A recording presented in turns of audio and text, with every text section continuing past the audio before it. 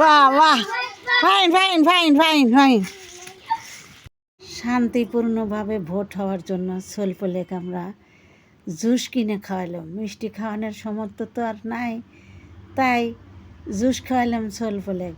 এরা বলতেছে আমরা যদি ভোটার হইতাম দাঁড়িপাল্লায় ভোট দিতাম। যাক, এদের মনে মনে জাগে যে ইসলামিক কিছু ভালোবাসি, যার কারণেই সলফলেক জুস খাওয়ালাম।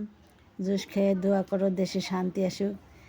যে নতুন সরকার এখানে না আসুক, সেই সরকারকে আবেদন করব স্কুল মাদ্রাসার গরিব দুঃখী সলফলের প্রতি লক্ষ্য রাখার জন্য, এদের একটু বিনা খরচে পড়াশোনার জন্য আমি আবেদন করলাম।